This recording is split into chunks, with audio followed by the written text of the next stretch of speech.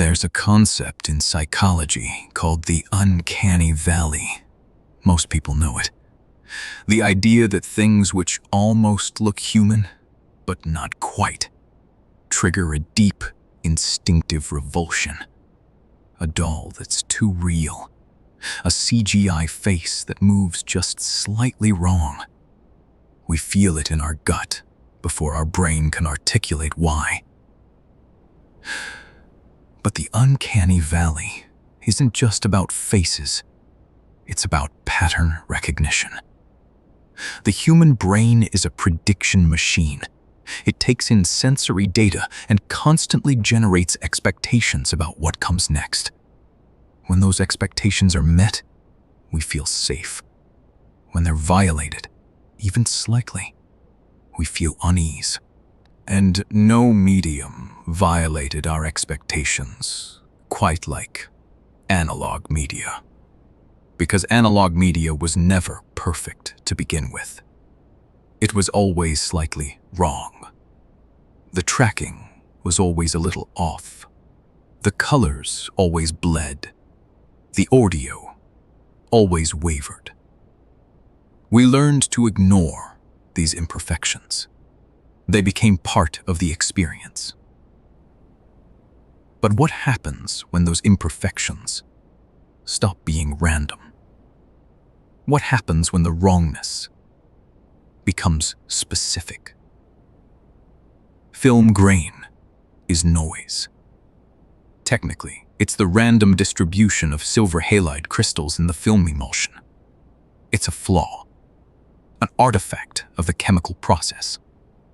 But we've been watching grainy images for over a century. Our brains have learned to read grain as a signal of authenticity, a memory, a document, something that actually happened. Now look at digital video. Clean, perfect, no noise, no artifacts. Every pixel is exactly where it should be. And yet, does it feel real? Does it feel like a memory? Or does it feel like a simulation? Grain tells our brain, this was captured. This was real. The imperfections are proof of authenticity. So when we see grain in a recording, we trust it. We lower our defenses. We accept the image as truth.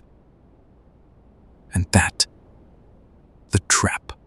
Because once we trust the medium, once we accept the imperfections as normal, any deviation from those imperfections becomes deeply unsettling. Our brain has a model of what wrong looks like in analog media. When the wrongness changes, when it becomes something else entirely, we can't process it. We can't categorize it. All we have is a feeling that something is watching.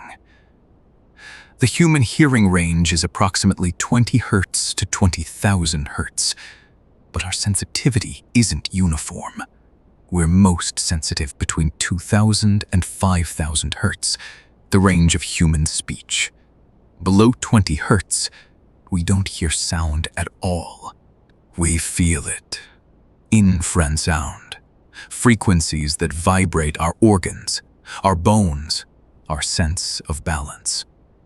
In 1998, researcher Vic Tandy published a paper describing how exposure to a 19 Hz standing wave in his laboratory caused feelings of unease, peripheral visual disturbances, and a sense of dread. The frequency was below the threshold of hearing. He couldn't hear it, but his body knew it was there. Analog media is saturated with low-frequency noise. The 60 Hz hum of electrical current, the lower rumble of tape moving across a head, the mechanical vibrations of a VCR motor. These sounds are always present in analog recordings. always. We've learned to filter them out. They're part of the medium. But when those frequencies change, when the hum drops to 40 hertz, when the rumble deepens to a subsonic vibration, our brain registers the shift. Not consciously. We don't think the hum has changed. We feel wrong. We feel watched. We feel like the room is closing in. The signal isn't just visual. It's sonic. It's physical. The wrongness lives in frequencies we were never meant to hear. The brain loves patterns. It finds them everywhere. In music, in language, in the movement of traffic lights. Pattern recognition is how we make sense of the world. When a pattern is established, the brain begins to predict. It knows what comes next, and that prediction is a form of comfort. When the pattern breaks, the brain sounds an alarm. Not a loud alarm, a quiet one. A feeling of, that wasn't right. We can't always articulate what changed, but we felt it. The prediction was wrong. The world deviated from expectation. In analog horror, this is the fundamental technique. Establish a pattern, a visual rhythm, a sonic rhythm, a temporal rhythm, then break it. Not dramatically, not with a jump scare or a loud noise, just a skip, a stutter, a moment where the world forgets how to behave. The viewer sees the break. The brain registers it, but the video continues as if nothing happened. And now, the viewer is trapped because they can't unsee the break. They can't go back to the pattern. Every frame after the break is suspect. Every sound is potentially wrong. The safety of the pattern is gone, and that waiting, that state of hypervigilance, is the emotional core of analog horror. Not fear, not terror. Dread, the anticipation of something wrong, the knowledge that the pattern has already broken once and will break again. We just don't know when. In 1939, the BBC aired The Test Card, a static image used to calibrate television signals.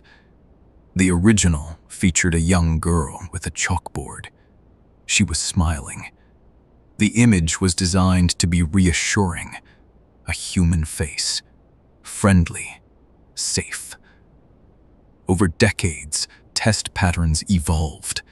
They became more abstract, more geometric, more signal, less human. The face disappeared. What remained was the language of calibration, the raw vocabulary of the medium itself. Lines, colors, frequencies. The skeleton beneath the image. And there's something deeply unsettling about seeing the skeleton. The test pattern is what the medium looks like when it has nothing to say, when there's no content, no story, no human presence, just the signal itself. The machinery of transmission, bare, functional, empty. When we watch analog horror, we're watching the medium turn against us. The signal that was supposed to carry images of birthday parties and family dinners is now carrying something else. Something that looks like a memory, but feels like a warning. The grain, the hum, the tracking artifacts, they were always there. But now, they mean something different. The medium is the message, and the message is something is wrong with the signal. We don't watch analog horror because it scares us. We watch it because it makes us feel something we can't name. A wrongness that lives in the margins. A signal that's slightly off. A pattern that broke and never fixed itself. The tapes keep playing. The signal keeps transmitting. And somewhere, in the noise between the channels, something is watching.